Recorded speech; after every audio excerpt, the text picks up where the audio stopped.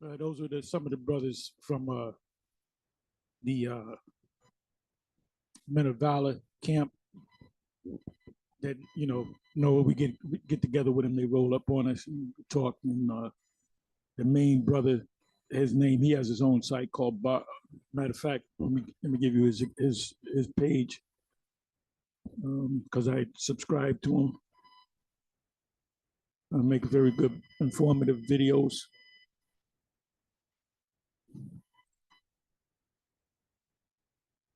I'll give you the full page in a minute.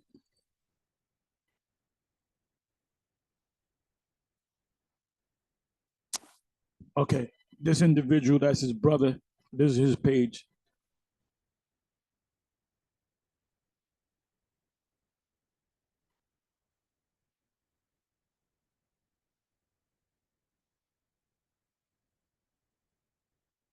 What is that? Light, I can hardly see it. Light bringer. 144K. So I subscribe to him too.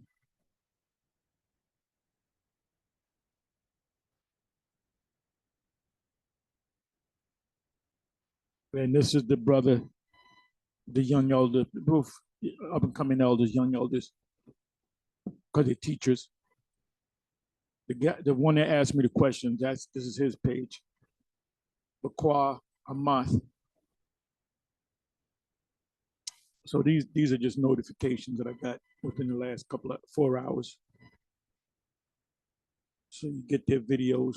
So you got Bakwa Amath, and you also got his brother. What the hell happened? Okay, which is this individual right here. Lightbringer 144K.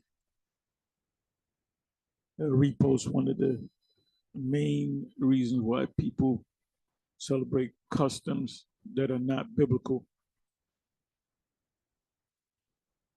So he asked, I hope you heard it clearly. I put it up all the way. I hope it picked up. But he asked a question dealing with, I'm not planning on making this long. Let the spirit jump on me. It's over here. And this is another tool for Bishop Nathaniel's toolbox, because he stole the second Ezra chapter 11, chapter 12 breakdown. He stole it from Bakwa Amath, because he did it about 3 months before Bishop Nathaniel did it, and then he said it was America. It had nothing to do with America. You know, when you read second Ezra, and this is why we say we have 100% truth. We break down things that the seven never taught us, because they didn't know. None of the seven had the understanding of Daniel 11. They had some understanding of Daniel 9, but they didn't have any real understanding of second Ezra 11 and 12. And eventually, High Priest Ariah did a video on it that Priest Danyala had a copy of the video, and he sent it to the video to a chief high priest, high exalted Grand Poobah Alazar. I always do that clown like that, but and he got the video and he sent it to me. Alazar sent it to me. This was me and Alazar was going kind of back and forth. And he said, Shalom Elder, blah, blah, blah. He said, I got this from Priest Daniela. Watch the video. He said, you can see that High Priest Ariah is clearly going off. And I watched the video. I said, yeah, High Priest Ariah is making it up as he goes along. Because one thing he said that this is talking about America. America is not mentioned anywhere in, when I say America, I'm not talking about the word America. I'm talking about America itself. Babylon is not mentioned at all in Second Ezra 11, the 11th chapter, and Second Ezra, the 12th chapter. It's talking about the 12 Caesars from Julius Caesar to Domitian Caesar. And I went through that. Some of the other men from GMS did videos. Dallas, GMS Dallas did a couple of breakdowns on it. So if you check, you get the whole interpretation of those scriptures. So another thing that these Israelites don't get is when they ask about Daniel 12, because he wasn't sure about it, and that's why I said to him, because he has a researcher's mind, talking about Bakwa and his brother. So when he asked me the question, I said, "What do you think it is?" First of all, I said, address it to Apostle Ryan Block, and I started laughing. And so he went and read it, and I said, "That's easy." I said, "What do you think it is?"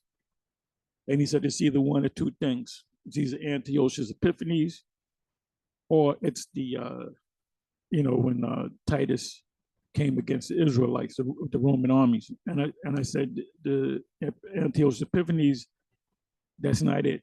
So what's the other thing? And then he broke it down himself. I just threw something at him, you know. I just threw so-called spiritual punches at him, and he blocked them, and he found he answered it on himself by himself, you know.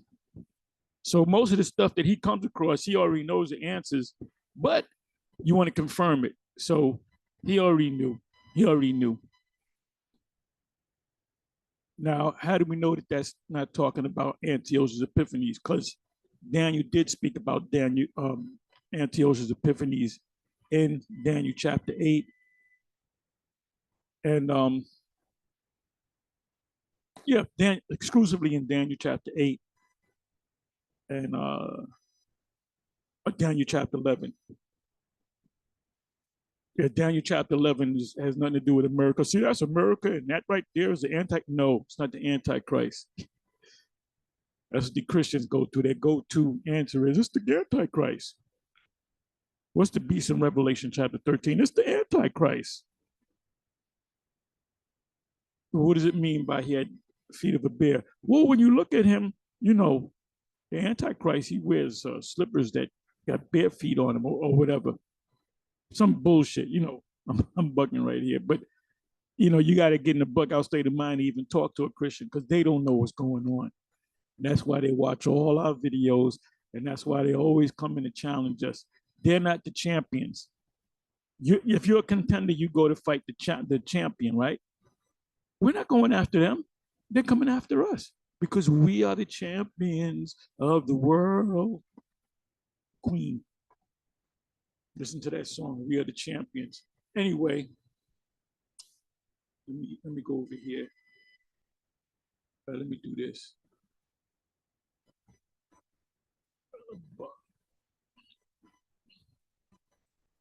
You know what? Let me do this. Let me come down here to. Let me just take this word abomination.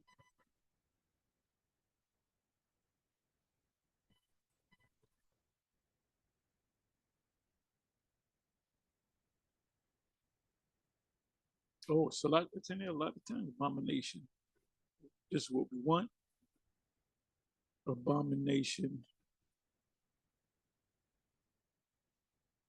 Oh, and this is what Deuteronomy 23, verse 7 means when it says, born out of Edomite. It means don't look at him as an abomination. Like a woman is on a period, you abhor her. She's abominable. She's filthy, unclean for 7 days.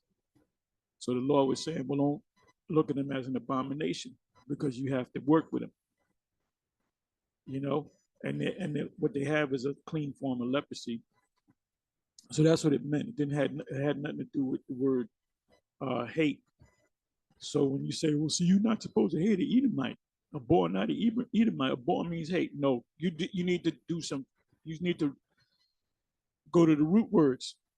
You need to understand the meaning of the word etymology, and Christians don't, know that. So now they do. You know what they're doing? They're learning how to understand the scriptures. And everybody and their mama go to Blue Letter now. Who was the one that presented the Blue Letter to everybody? It was us, me, Apostle Tahar. Yeah, word, me. Because at first, Apostle Gabar and Apostle Ramblab used to send me stuff, and they sent me like the Apocrypha. Okay, yeah. And then I started getting into it, and then we used to send each other stuff, and I sent them the Blue Letter. And at first, they really wasn't dealing. They were kind of dealing with. Then they realized, damn, we get all kind of information. But we realized also the Blue Letter, there's bones in the Blue Letter. They go off on certain things, and we know because we go to other sources. Okay.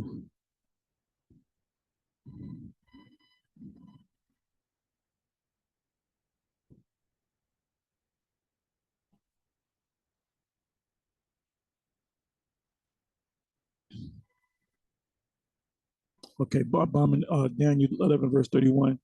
An arm shall stand on his part, and they shall pollute the sanctuary of strength, and shall take away the daily sacrifice, and they shall place the abomination that maketh desolate. One thing that they had in there, they defiled the temple. They went to take the treasures, and that's when the angels intervened, and they had a swine up in there because they had people, bound to swine and eating swine, or they would get put to death. So this right here was fulfilled with Antiochus Epiphanes.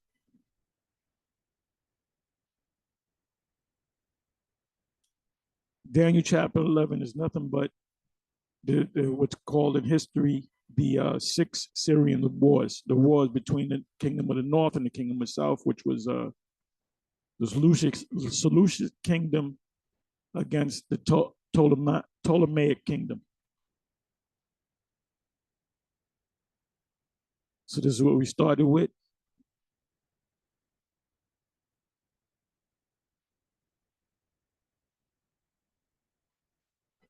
Okay, so let's go to Matthew 24 and 15. When ye therefore shall see the abomination of desolation spoken of by Daniel the prophet stand in a holy place, whoso readeth, let him understand. And by the way, whoso readeth, let him understand. You see that's in parentheses.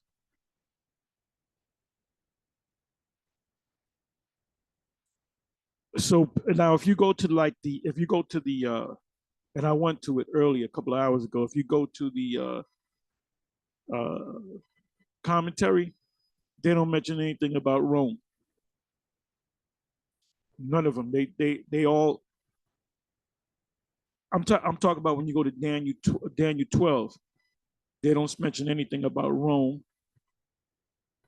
They talk about it being Daniel 12 and 11 and 12 is talking about Antiochus Epiphanes. When the Lord made this statement, he wasn't talking about Antiochus Epiphanes because that already happened. How are you going to prophesy something that already took place? How many years ago? We're talking almost 200 years ago. How are you going to prophesy on something that already took place? Matthew 24, verse 15. When ye therefore shall see the abomination, the desolation spoken of by Daniel, and then what would the Christian say? It's the Antichrist. Spoken of by Daniel the prophet, stand in the holy place, whosoever readeth, let him understand.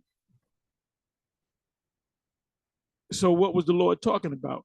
He was talking about the Romans. He was talking about Titus coming in with the Roman armies. And they raided the temple. They raided the treasury.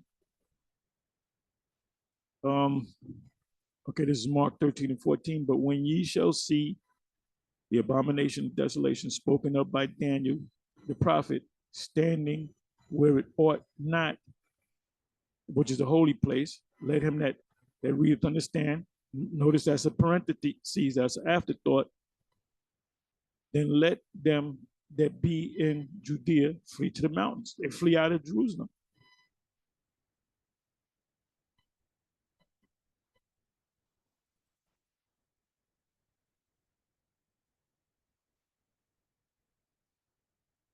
But that's all I wanted.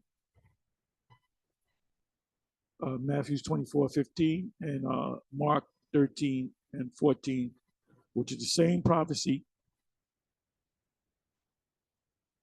And it's taught, and when he says Daniel, he mentions spoken of by Daniel, the prophet. Daniel spoke about the abomination in Daniel, the 8th chapter, as I have said about 5 minutes ago. And he also spoke about it. He went in great details in great detail in Daniel chapter 11. So when the Lord said that, spoken about the prophet Daniel, the abomination of desolation, he was quoting what? He was quoting Daniel 9, and he was quoting Daniel 12. Daniel 12, verses 11 and 12, has nothing to do with Antiochus Epiphanes, although these scholars will tell you that. Like I said, they're hit or miss. We are the top authorities. They got to come to us for the answers. And they watch us too. But trust me, they watch us. Vocab Malone is watching this video right now. And it's also talking about Daniel chapter 9. I'm going to go to the point. Daniel 9. And I'm going to go right to the point. I'm not going to go into the 70 weeks, 62 weeks, and I'm not going to go into that. That's another lesson that goes completely another, well, it goes, it's the same prophecy, but like right here, 70 weeks and the Messiah. Who's the Messiah? So you got to count from the time of the Messiah to like I said, I'm not going to go into numbers. I'll leave it for somebody else. 70 weeks are determined upon and the 70 weeks, and even scholars will tell you, Christian scholars will tell you that the 70 weeks represent 490 years. It says, upon the people and upon thy holy city to finish the transgression and to make an end of sin and to make reconciliation. The reconciliation came through who? Yahushua being a sacrificial lamb. So when he became a sacrificial lamb, he came out without spot or blemish. He was that perfect lamb. He's the Passover. When he got sacrificed, he got killed. What happened? The Most High had to take us back in for iniquity, our iniquity, and to bring in everlasting righteousness, which is the kingdom that's getting ready to come, and to seal up the vision and prophecy, and to anoint the most holy.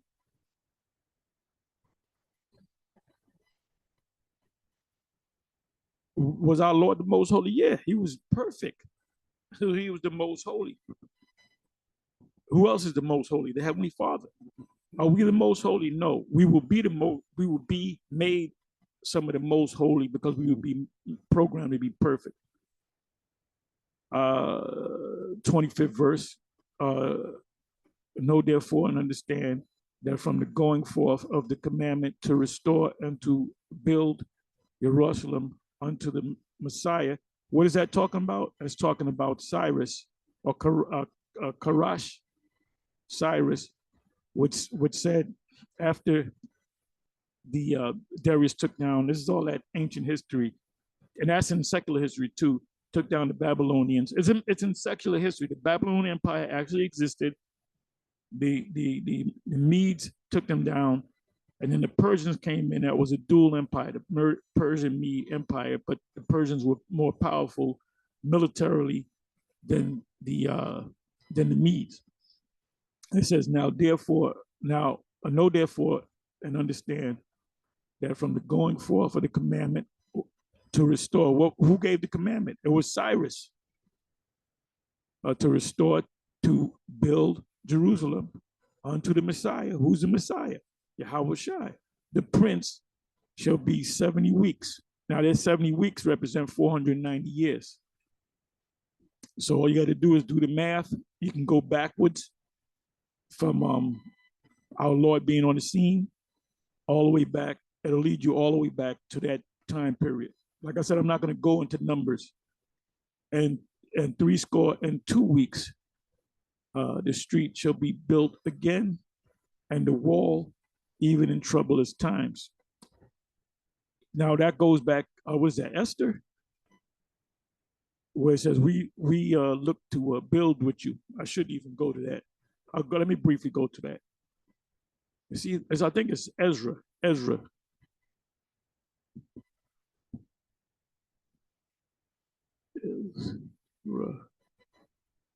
Okay, let's go to Ezra 4. I believe it's Ezra 4. Okay, adversaries hinder the work. So you can read down Zerubbabel. They said, we want to build, we follow your God, and blah, blah, blah. That goes back to the time of the Sumerians. And they said, look, you're not going to build with us. So that was a physical physical city that they were building back Jerusalem, right? But they said, no, you can't build. Guess what? Same thing's happening right now. We're building a spiritual house, and we are those bricks.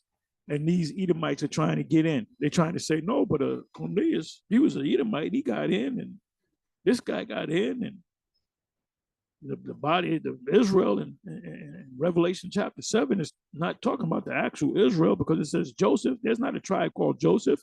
So that 144,000 represents the body of the believers, which could be anybody. It could be Chinese, white, which is all BS.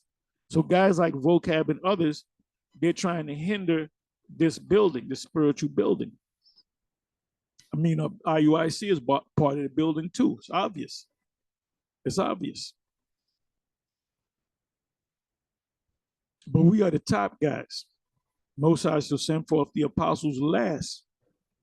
See, Bishop Nathaniel is not an apostle yet. It technically is. So that's what that's talking about. An average Christian couldn't answer. They'll get a headache as them breaking this down. Even these scholars, they will let me go and research, and I'll get back with you in 2 years. So it says the street, which is Jerusalem, shall be built again, because it was burnt down by the Edomites, not the Babylonians. The Babylonians came against us. It was the Edomites that burnt it down. That's why when you go to Psalms 137, the 8 verse, it says, raise it even to the foundation thereof. And the wall, even in troublous times. So it was being built back up. And after 62 weeks shall Messiah be cut off. What does that mean? You're going to die. But not for himself. And the people of the prince that shall come shall destroy the city and the sanctuary. Who destroyed the city and the sanctuary? The Romans, led by Titus. And the end thereof shall be with a flood. So what does it mean by a flood? That they're going to overrun us with them armies. And unto the end of the war, desolations are determined. In other words, that's manifest destiny. They had an idea to take us down, and they took us down. Desolations are determined. Let's look up the word desolations. What does it mean to desolate? Desolation.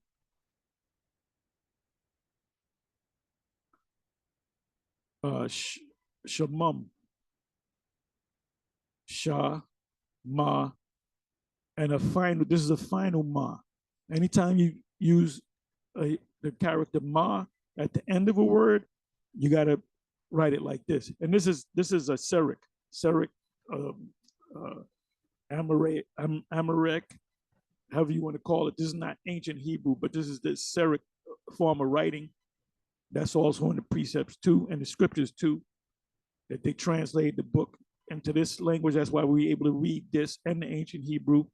The original text was in the ancient Hebrew, Lashon Kodash Hebrew, or the Paleo Hebrew. As this guy would say, the Paleo Hebrew. Also, the book was translated from the Hebrew to the Greek, the Septuagint. And that, what was that really for? Was it for, well, we're going to do it for you Edomite? No, for Israelites that only understood Greek, just like the King James and the English versions of the various English versions of the Bible. It was written for our sake. So the Septuagint was written for our sake. Okay, so desolation, right? The word is shamum, to be desolate, be appalled, stunned, stupefied. Like you see your car smashed up, you're going to be stupefied. To be desolated, made desolate, destroyed, burnt down. That's what it means. So let's come back.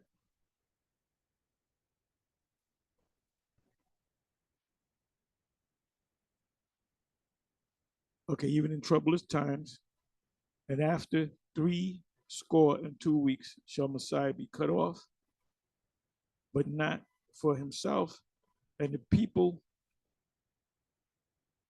of the prince that shall come shall destroy the city, that's the Romans, and the sanctuary, and the end thereof shall be with a flood. That's also in Revelation chapter 12, where it speaks about a flood, and the earth helped it. The flood was when the Roman armies came after us again. Well, that was 70 AD as well. And unto the end of the war, desolations are determined. And he shall confirm the covenant with many for 1 week. So that 1 week represents what? 7 days, days of a year. I mean, it represents 7 years. You go back to, I believe it was Jacob. Matter of fact, let me bring it up. Let me go to the word week. It's either week or weeks.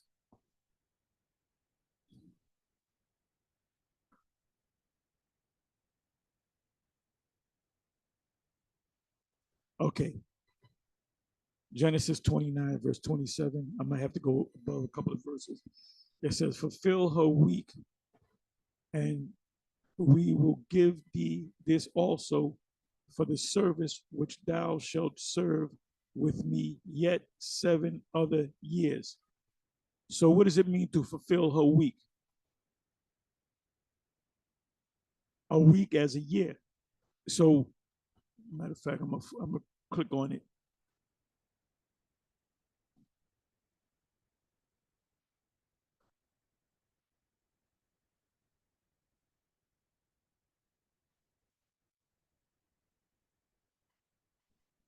Okay, I gotta go. Laban's treachery. Well, he was pulling a fast one on him. He yikewabbed him, but yikewabbed him back. Okay, Rachel. I'm gonna read this whole thing. Jacob meets Rachel, and she was so fine that he wanted to get with her. And Leah was fine too, but not as fine. Y'all all had dealt with women that had sisters that you with the one chick and you meet a sister and she's finer than your woman, but they're sisters, but you ain't gonna do nothing, you know. God damn, your sister's finer than you. Just so that was a situation. I want to get to the point here. Let me go to 26, the sixth verse.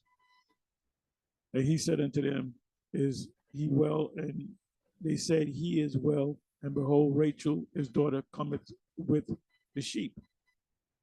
And he said, lo, it is yet high day, neither is it time that, I'm trying to get to the point here.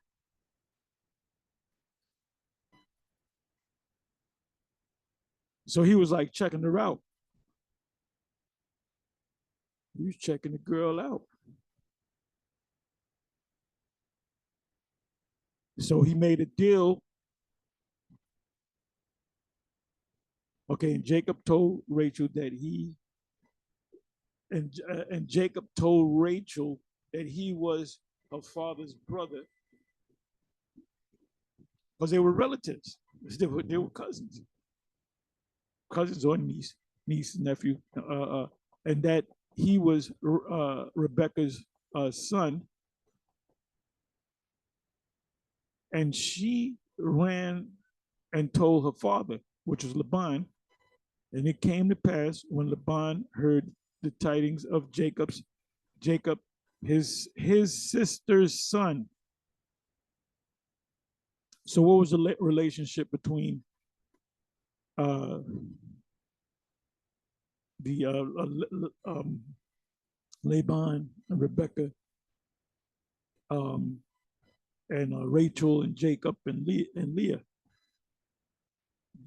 Jacob was a cousin to,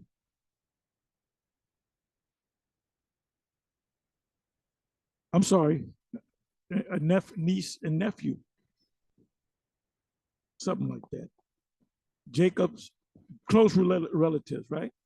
Jacob, his sister's son, that he ran to meet him and embrace him. This was his uncle. Yeah, the niece. They were his nieces, and kissed him and brought him to his house. And he told Laban all these things. And Laban said unto him, surely thou art my bone and my flesh, meaning what? Relatives, close relatives. If you have a if your father has a brother and your father's brother has children, girls, those are your what? Those are your nephews, right? Nephews, cousins, and go into it's close relatives. It says, and Laban said to him, surely thou art my bone and my flesh. And he abode with him the space of a month. And Laban said unto Jacob, because thou art my brother, should thou therefore serve me for nothing? Tell me, what shall thy wages be? What can I pay you? What can I pay you with? And Laban had two daughters. The name of the elder was Leah, and the name of the younger was Rachel, which Jacob had a thing for. He was in love with Rachel. He wasn't necessarily in love with Leah, but guess what? The Most High ultimately used his spirit, because it wasn't treachery on the part of, because that's Laban's treachery. No, it was the Most High putting the plan together. He wanted to get one woman. He wound up getting four women, and that's where the Israelites came out of those four women. Leah was tender-eyed, but Rachel was beautiful and well favored. So that's obvious that Rachel had to be significantly older than Leah had to be significantly older than Rachel. So they're telling you right here, the 17th verse, that Rachel looked good. Leah didn't look as good as Rachel. And Jacob loved Rachel, meaning he lusted after her, and said, because that's what love starts with, lust. I was in love with the girl, at least in lust. If you can tell me what that movie's from, you're good. I will serve thee 7 years for Rachel, thy younger daughter. Now, did Laban say, well, let me go ask my daughter and see if she's with that? Because she has rights too. You know this thing called women's rights, right? No, it was a deal that he made. He made a deal with his uncle. He said, look, you family, you ain't, I'm not going to put you in slavery. How can I pay you? He said, I want your daughter.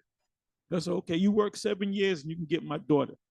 Now, if you're going to work 7 years to get with a woman, and she's going to get 7 years older, you know, that's a fine woman. Brandy, you're a fine girl. What a good wife you would be. That's a song that Apostle Gabar is cracking up. And Laban said, it is better that I give her to thee than that I should give her to another man. Abide with me. Better that I give it. He said, she didn't have no say in the matter. Why are you other Israelites getting so goddamn emotional? And Jacob served 7 years for Rachel, and they seemed unto him but a few days, because he's working thinking of Rachel. So she was, you know how fine she was? Remember when Tyson fought this guy, Frank Bruno, and he interviewed him, how you doing, Frank? He said, I'm fine, Jim, I'm fine. We always use it as a joke among us, the apostles, meaning she was fine. She was fine, Jim, she was fine. Just booking out, bear with me in my folly. For the love he had to her. Well, first of all, he didn't love the woman, he lusted after the woman. He wanted to get with the woman. He wanted to have sexual relations with the woman. Sexual healing is good for me.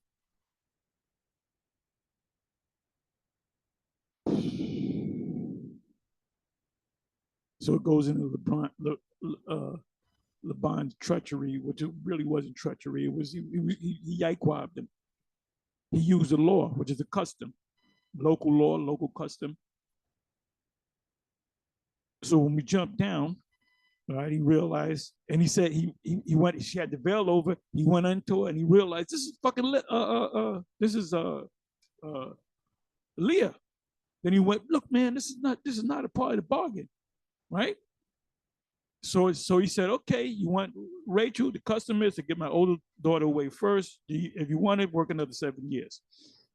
Worked another 7 years. So she was 14 years old, and she was still fine. Fulfill her week, which is what? 7 years. And we will give thee this also, which is Rachel, for the service, the work which thou shalt serve with me yet 7 other years. So a week represents biblically as 7 years. So let's come back over here. Where the hell am I? So what is this talking about? 27 verse. Daniel 9 verse 27. And we almost out. And he shall confirm the covenant with many for 1 week. What does a 1 week represent? 7 years. What did that tell the young man in the video? Well, he broke it down himself. I didn't tell him nothing. I just threw questions at him. He broke it down himself. And in the midst of the week, he shall cause, what's the midst of the week? You got to go from 70 AD. That's a key year, right? You go 3 to 3.5 years forward, which is 73 going into 74. Then you go 3.5 backwards, which is about 66 plus years, going about 3.5 years back. So in 66, who was in power? Who was the guy that ordered the deaths of signed off on the deaths of Peter and the Apostle Paul and Apostle Peter, and even the rest of them? It was Nero. So they were like against the Israelites, which they called Christians and Jews, but they were taxing them. But there came a point where they were taxing them heavily. From the time of Nero, they made agreements. Okay, you pay this amount of tax, we won't mess with you. Okay, we'll agree to the tax. They will come back, you got to pay more of a tax. They said, no, we ain't having it. So in process of those years, how many Caesars you had? You had 5 Caesars. You had Nero that ruled for some years. Then you had a year, which was 69, which is called the I went through this before, the year of the 4 emperors. Go to Google, it'll tell you what it is. I mentioned Galba, Orpho, Vitellius, and Vespasian.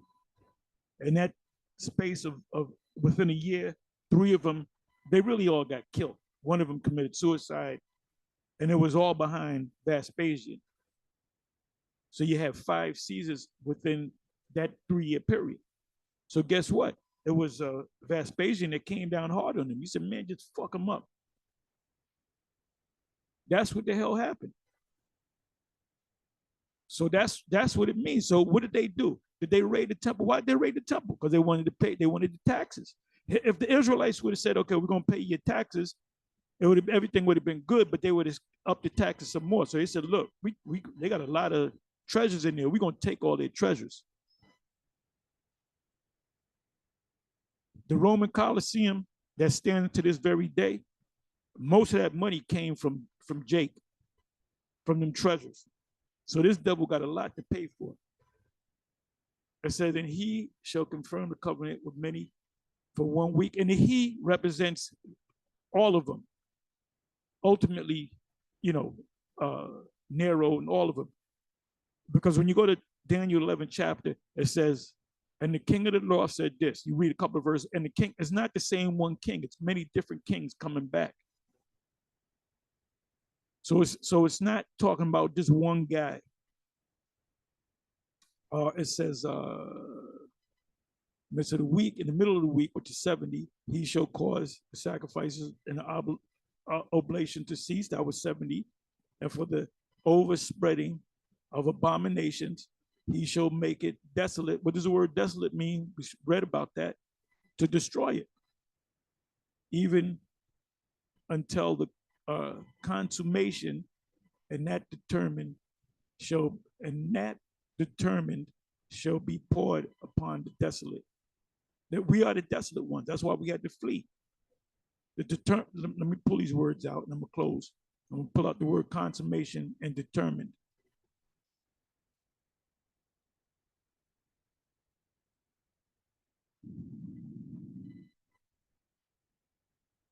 Consummation.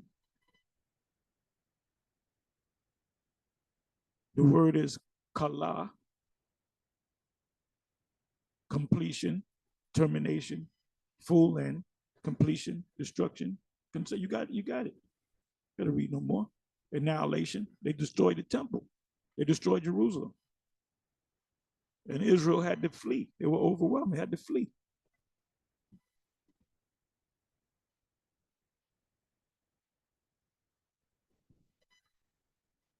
Consummation. And that determined shall be poured upon the desolate. The Romans said, we're going to take them down, and they wound up taking them down. That's what it means. The desolate are us. Because a lot of us was put to death. You had the last stronghold, Masada, where they had a suicide pact. So that's what that's talking about. Anyway, with that, I'm going to say shalom.